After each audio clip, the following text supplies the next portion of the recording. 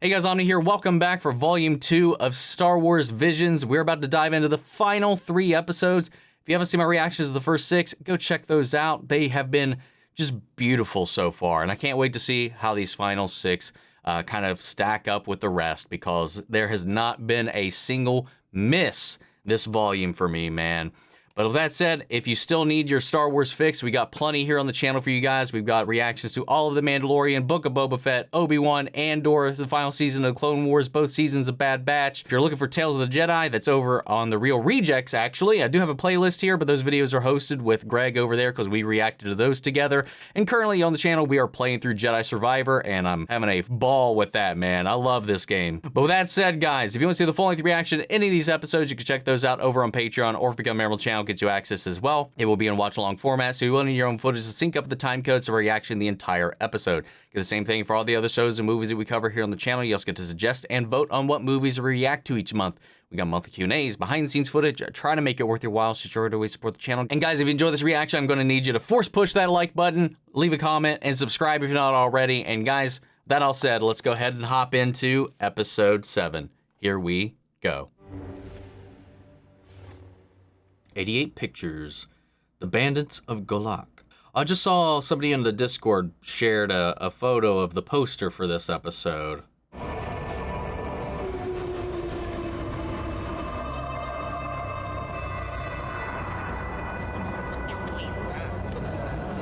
This one gives me a lot of like actual Clone Wars kind of vibes with the style, just with higher detailing.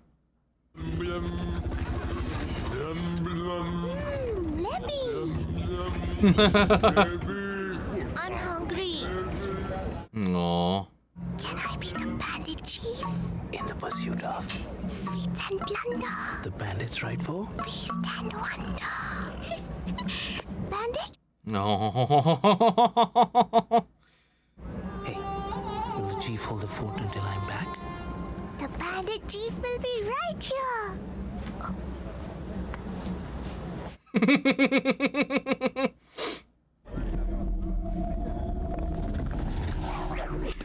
Oh. Yeah, be careful with that. Don't want to draw any unwanted attention. What are you doing? That way. I saw it myself. She has special powers. No. Yeah, shh. Okay, think, Chark, think.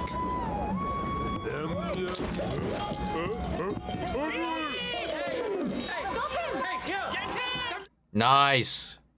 Another distraction. Is that actually supposed to be?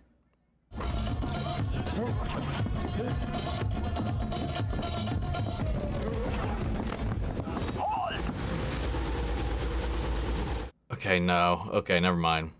The Janguri settlements. The Jedi Master that, you know, It's about to arrive.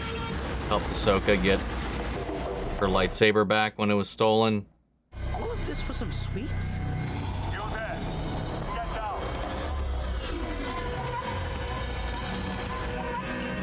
We saw I'll look what it you up did. after. I'm like, I can't.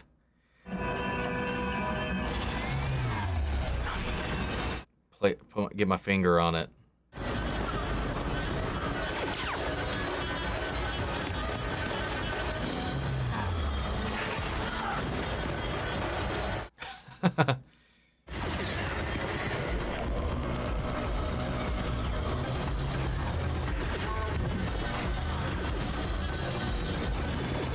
Damn.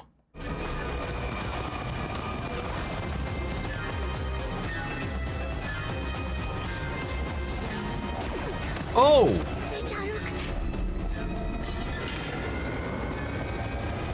Oh, God. Holy shit, he almost lost his head. Damn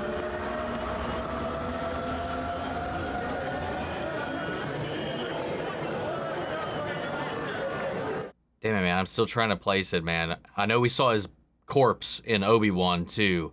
Why can't I think of his name right now? Did you see that?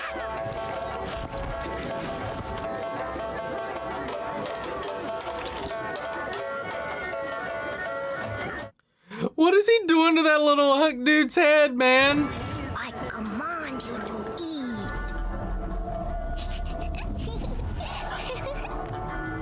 Oh, okay. For a second, I thought she was like literally like mind tricking him to eat. Not in public.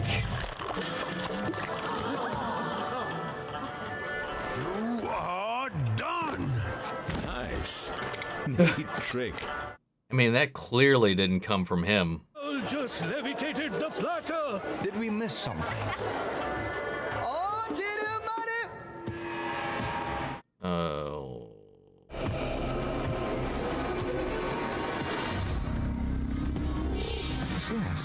Yes. Oh, wow. No, about Oh, no. none. Ronnie, this is not a game. Put it down. But it's not me. Oh, is it the old woman?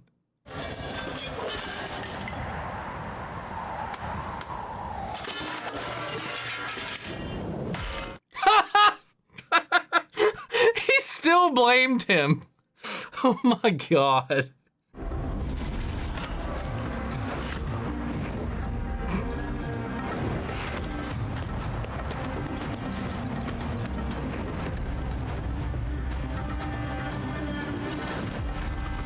Just chaos, man. Why did you do this? It wasn't me. Leave them alone.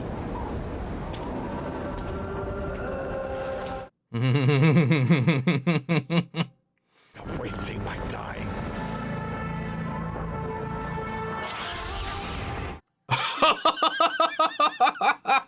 Get dude.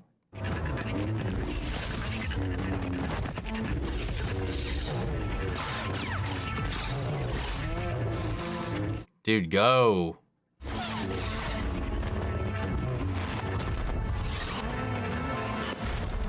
Oh.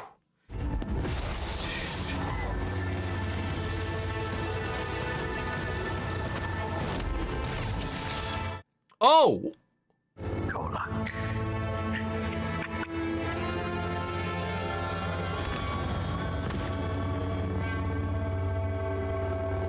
Damn, man.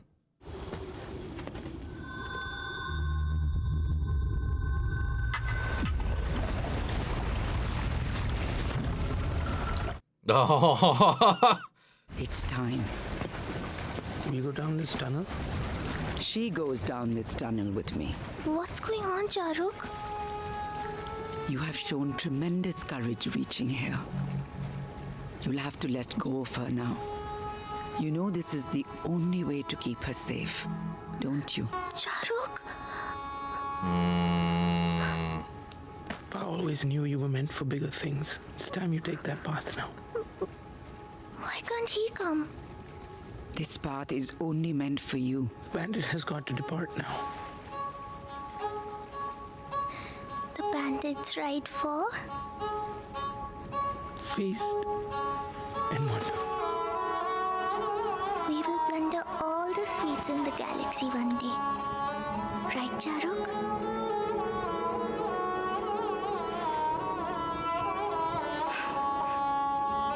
We must hurry. No.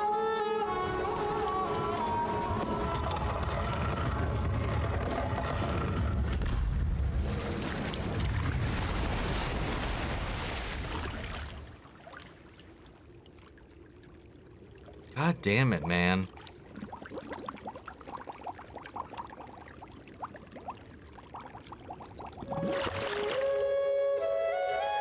Oh. May the Force be with you.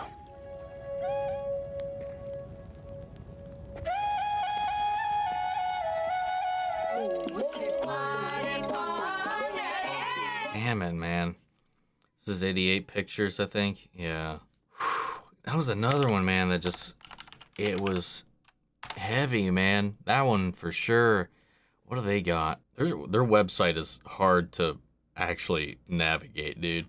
They've worked on a lot of stuff, man. Scoob, Fast and Furious Spy Racers, Rise of the Titans, Tom and Jerry, Tales of Arcadia, Smallfoot, Troll Hunters. Yeah, man, they do a lot, man. But yeah, I really like this one a lot, you know. from the music to the aesthetic, and it very much, like I said, it looked like it had a lot of those elements that reminded me of like the way that Bad Batch and the Clone Wars, and this one kind of had a lot of those same inspirations, but had a little bit more of a hyper realism to it that kind of blended between those two that I really, really liked. And the music in this and the visuals were just popping the whole way through. And again, it's another like very touching, real grounded story that you can think about in this. And there's these elements that I'm no like expert on by any means, because a lot of the information that I've garnered about this has just kind of come out the last couple of years, man. You know, between Ms. Marvel and, you know, having watched like something like RRR and a little bit of the research that has gone into that. What I like about these ones that are kind of giving us these perspectives from other parts of the world, you see all the things that are familiar to Star Wars, but you also can kind of see these elements that are particular to a different point of view or a different culture and how it creeps in here. Like the train iconography, especially in this, made me think about the train yard, about how people were torn apart from their families trying to get away from this oppressive like separation that was happening. And that's kind of what was happening here. And you can look at it on multiple levels. You have like the Empire coming out like it was the British, just dividing things up as they see fit, doing as they see fit. And then you have these pockets of people just trying to survive, get their families out to somewhere better. You have divisions that were also religious that were going on at the time as well. And you can kind of equate that as well to trying to get his Force-sensitive sister out of this situation also. And that maybe he couldn't go because he's not part of that as well. Maybe I'm overthinking it a little bit, but that's just like when I was looking at this, because I've been watching a lot more, or I've like been exposed to a little bit more of that history in the last year and a half. That's just immediately where my mind was going throughout this whole thing. And then the Inquisitor showing up, and then this face-off with the Elder Jedi was just beautiful. And that reveal was great. When he was like, "Why are you doing this?" It's like, it's not me. And then that poor little dude who just kept getting blamed for all the shit that was getting thrown at that big guy, man. And again, I need to look up, because like I know that character model almost looked exactly like that guy. Terasunube, that's who it was. It was just right there on the tip of my tongue. It looked so much like him. But I think it was just, I mean, it's clearly just one of his species, because there was multiple of his species in there, but it looked like he was kind of wearing some Jedi-inspired robes, but it wouldn't make sense if he was just out in the open right there. But I did like the way they kind of leaned into this one with the rebels kind of fighting back here on this planet as well, and the degree to which the Empire and these Inquisitors would push back just to stamp that out, burning their villages to the ground. But yeah, this is another beautiful one, man. And I love when it hits these core emotions that just transcend.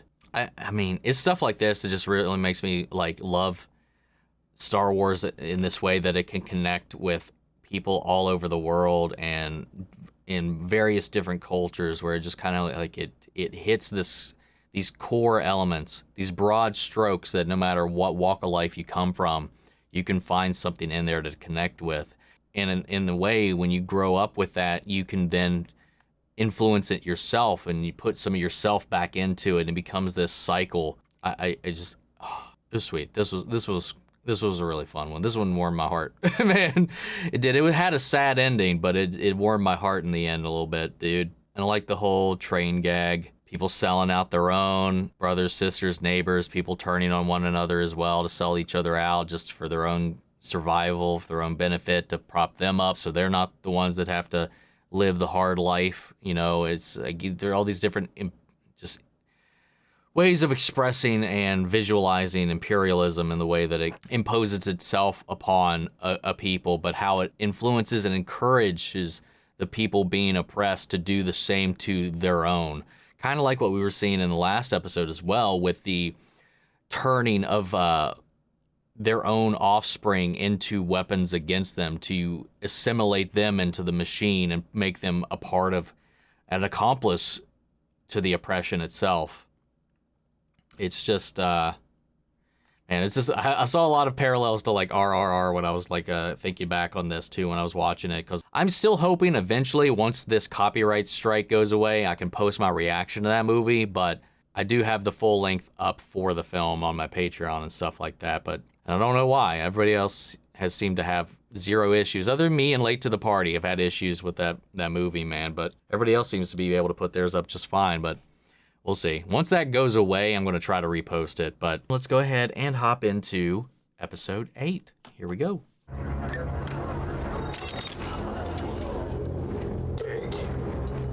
King, let's go. Move it.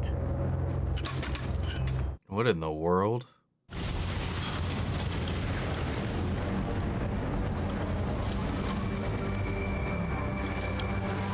Oh, wow. Bringing in even more.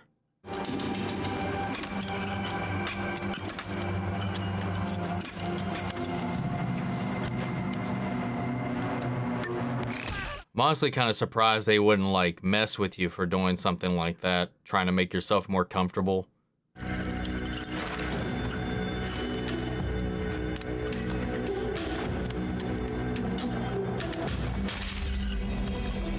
Oh. Bring that to me. What is that? Is it kyber?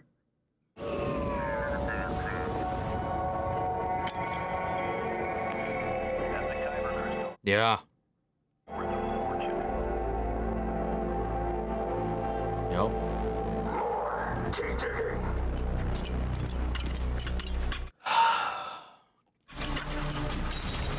Oh, wow. Oh, wow.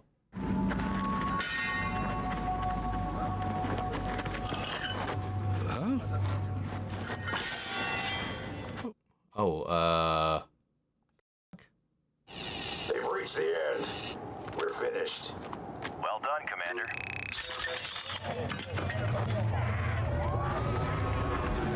oh, dude, they're just going to start shoveling dirt in there. I don't.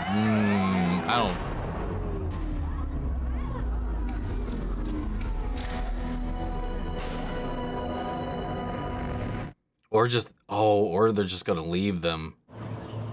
We've been hearing rumors of a big city near. I've plotted the best course to climb. When I get to the top, I'll go there to find help. They've heard rumors of the city because since this hole's been dug, they don't remember any of it. Well, not remember, they haven't seen anything outside of this place. I'll bring them here. When they see this, when they see us, I know they'll help. They'll do the right thing if they follow their light. What light are you talking about? Everyone has an inner light. No matter how dark, it's always there to guide you the right way. It lives in us all. Even in these. Sometimes people forget this, so don't be afraid to use your voice and remind them. To follow the light? To follow the light. Well, man, we're like barely into this and I already got misty. I just like went like straight back to like some Kingdom Hearts moments there right now, man. Like I'm getting a lot of like thematic elements of this, like, you know, obviously like the whole pull to the light. We got the allegory of the cave in like a type of way, and then it's also feels like very much so like, you know, the mining operations for blood diamonds. On top of that too, I'm getting some Dark Knight Rises elements as well. Aww, you little cutie! Giving him handholds. Oh, dude. And I initially, when that thing showed up, made me think of the badger moles in The Last Airbender. I can see the city! I'm going to get help!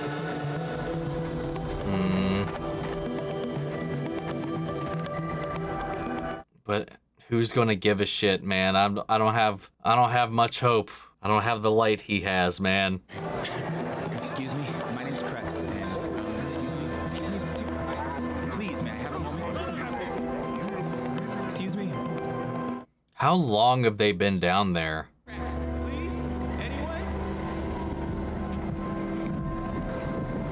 Because, I mean, he doesn't look that much older from when they started.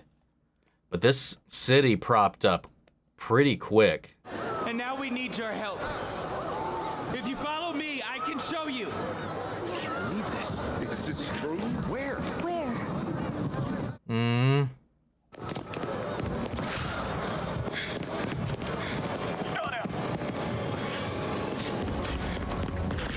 Oh. About your business.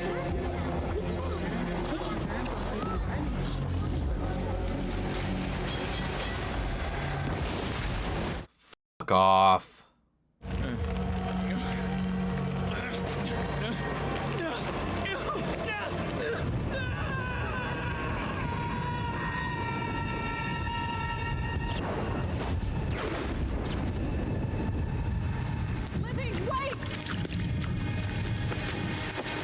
How could this be? This isn't right. How will they even know where to go?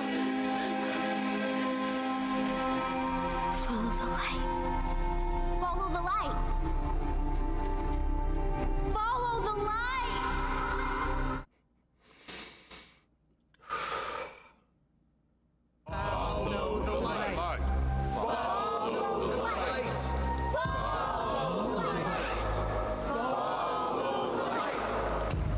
I feel like I can hear Steve Blum in there somewhere. This isn't good. We need backup. No. Part of me wants to believe that that little incident in the courtyard was enough to pique their curiosity, and it just happened to coincide with this. This is your final warning.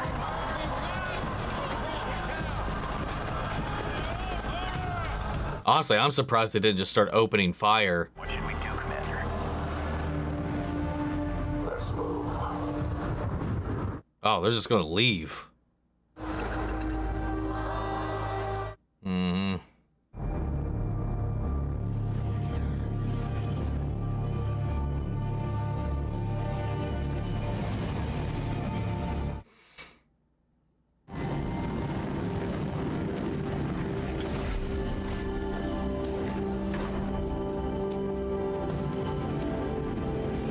Dude, I was like, my cynicism was creeping out. I was like, man, like, what if they just leave them?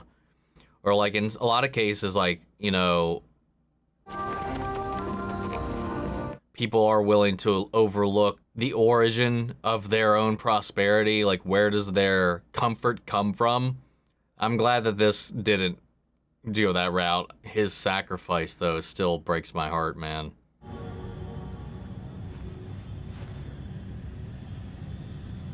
But without him going out and doing what he did, no one would have ever known. Aww.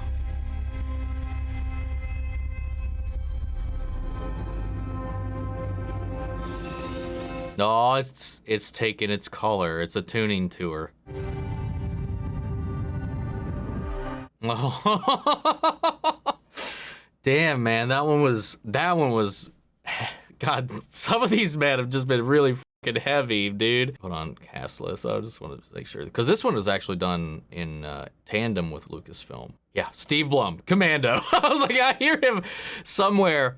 But he wasn't just the commander, though. Like, you could hear him in the chanting of the crew. So it should have him listed as other voices as well, because he was in there. I've met him, so like, I was like, I know that voice. D-Art.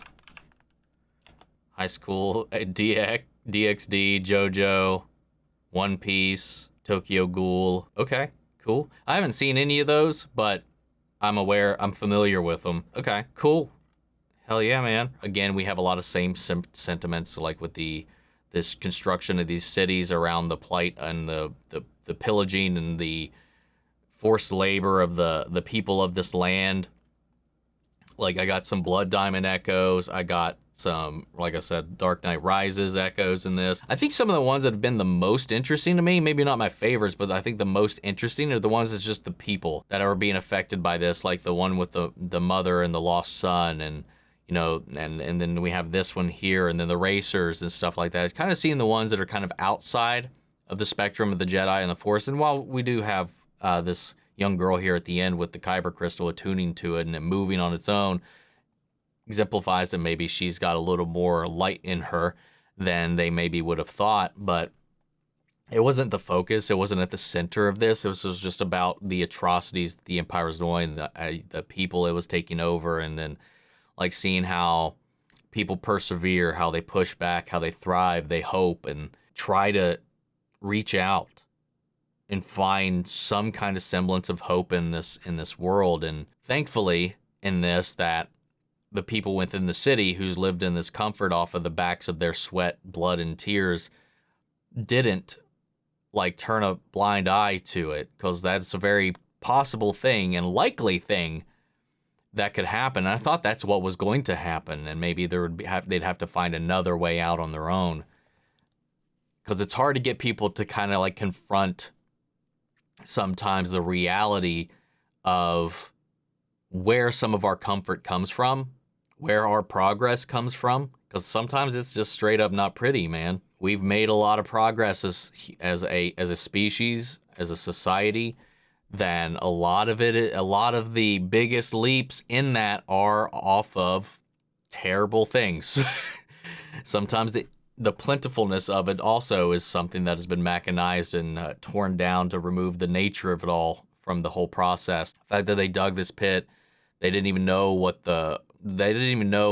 was happening with the kyber they were mining. They were just forced down here, never left. They were forced to even just camp and live down there. All they've heard was rumors of a city up top, just whispers of it, probably from the guards and stuff on patrol talking about it. So you have a lot of these like different like themes kind of creeping in from, I don't know. This was so many of these have been pretty heartbreaking. Like I feel like one of the feelings that I got so much and not all of them, a lot of them have been uplifting. I feel like a lot of the previous season was mostly uplifting for me from what I can remember. But these ones seem to be very challenging along the way, with some of them being a little bittersweet, some of them being hopeful, some of them just kind of being something else altogether. Again, it's like one thing about Star Wars that I really appreciate, and it's one of the things that I love about my favorite video game franchise, Kingdom Hearts, is the perseverance of light, of hope. And even in the deepest darkness, there's a light that will not go out. Like no matter how much you try to hide it, bury it, or whatever, it will.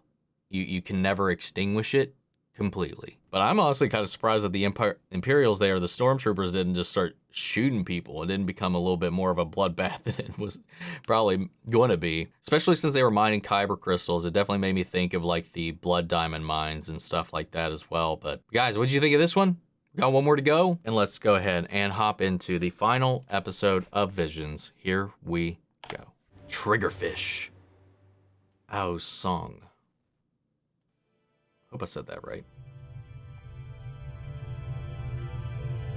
The word of Corbo was once rich with force-attuned kyber, the crystal at the heart of the Jedi lightsaber. The kyber's power was praised throughout the stars until an ancient order of the Sith poisoned it, leaving it corrupted with the blood-red glow of the dark side. Over generations, Corbo's people learned to mine the corrupted kyber for the Jedi who, through painstaking effort, could restore the crystals to their natural harmonious state.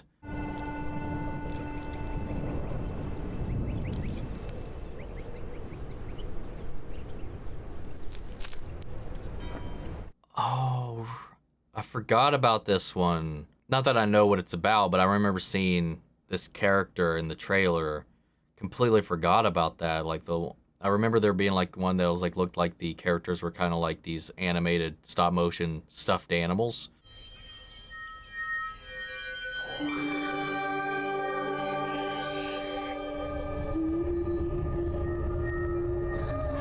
Oh.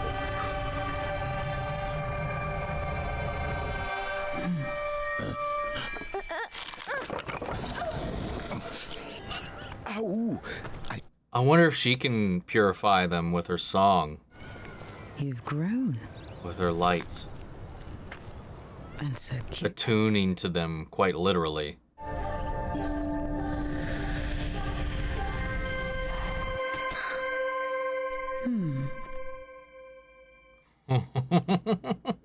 I have some business in town, but perhaps I'll visit the mine later and see the new deposit for myself. Ow. This cannot keep happening. You know that to use your voice near the crystal is dangerous. Oh. You must learn restraint, Au. Do you understand? I just want you to be safe. Okay, let's go. I love how you can see all the stitching. Man, I would love to see the behind the scenes of some of these, man. This is one of them. I would love to see the behind the scenes on.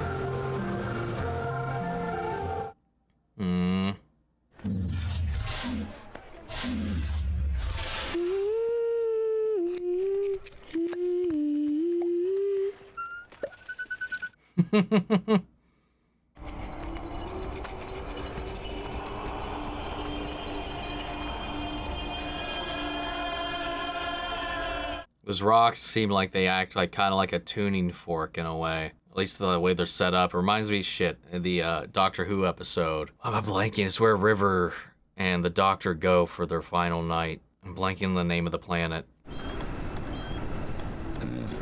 Wind an extra 10 out. This tunnel runs deep.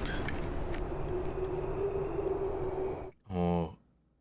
I am worried though, like about, you know, I'm sure everything will be out all right in the end, but oof. Oh. That was trippy. I liked it. Because we saw how the kyber burned his hand when she was singing. And that was just a single shard. If she's in the mine with the source of it and it goes volatile from her voice, that could not be great.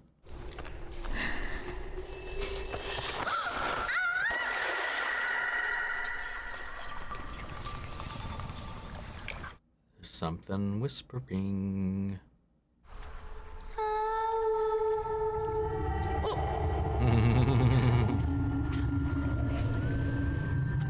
Oh, whoa.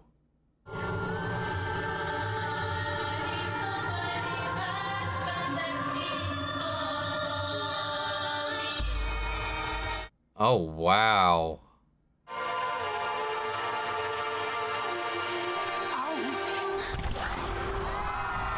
What are you doing here?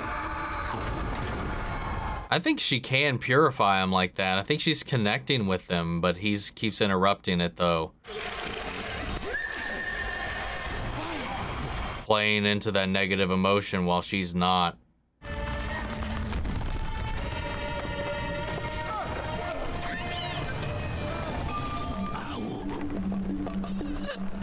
Abby.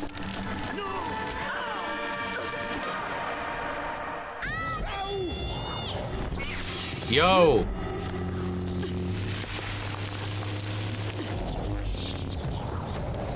Dude.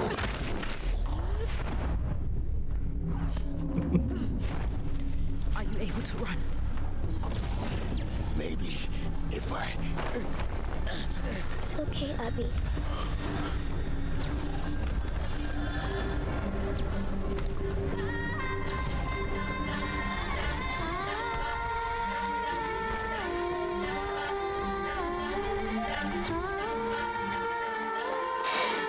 Holy shit, that's terrifying. If all of that exploded, though. Yeah, see, look, they're all turning blue with her. She's bringing them peace.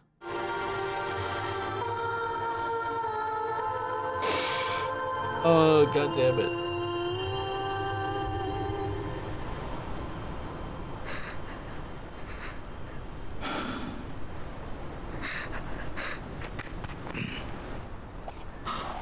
All of it. She purified the kyber. Your voice, Al.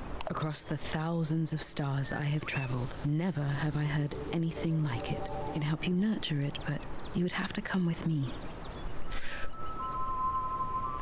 But her life is here. We cannot choose where our calling takes us, only whether or not to answer.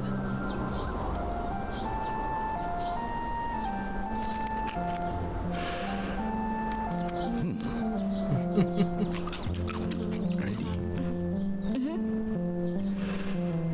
I am. No. All right.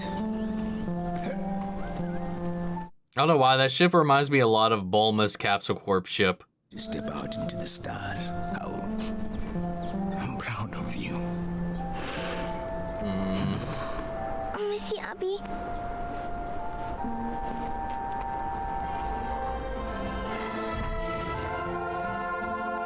No. It was so cute. Triggerfish. I need to look this up, man. God damn, man. That one got me. I keep saying that, man. Like, so many of these have been so damn emotional for me. Oh, they're working on Quasimodo Generation Fire that Disney's working on. Yeah, that's the thing I like about this is like some of these studios, like none of their work really reaches over here sometimes, man. And I really liked seeing that one. I dug this. Like this one, like I think connected with me a little bit just from the idea of the song, and both because like with Kyber itself, it already resonates with its holder, like on a spiritual level, on a force level, on a metaphysical level.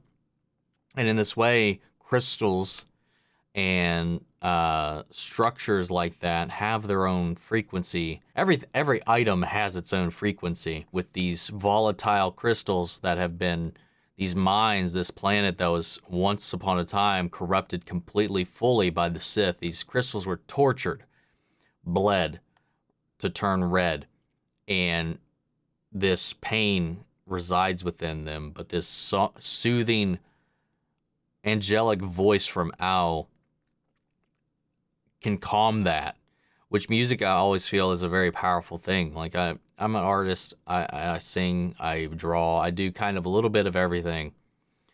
So like I kind of like really this one in particular, because I always am like it always astounds me how something just, even if you don't have anything visual to see or associate it with, can like move you. And like I really felt that just from her subtle song, just the way that her voice just kind of like presented itself. There was this warm, welcoming nature to it that was just bright and full and comforting to hear. And I feel like that's what connected it with these kyber crystals that were in pain. Like their voices were swelling, they are echoed, they are twisted, and this was able to kind of resound that a little bit. And while the initial reaction to the cleansing process may have caused an issue when he was holding the singular one, probably just shouldn't have been holding it during that process, because I think that's what he was afraid of. He thought her voice was causing them to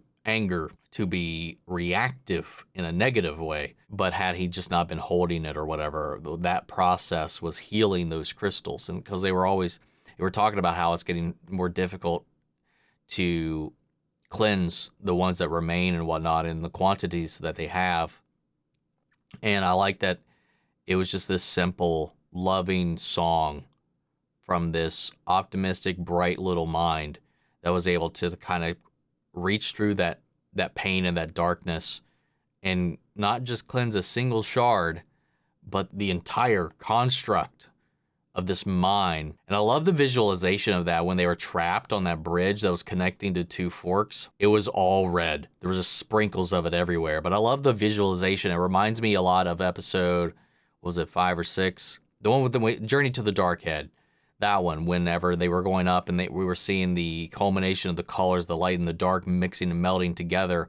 While that was more about like the duality of the light and the dark side coexisting within us all, this is more, what I liked about this was the visualization in the same way, the same color palette mix of the blue and the red mixing and mingling. We could see that her light is transitioning. You could see like the blue sparkles start to come out, radiating from her. In the end, when she's able and she's not stopped from singing her song like she was every time by her father or by some realization or shock. If she was able to unleash it in full force, unabated, she cured them all.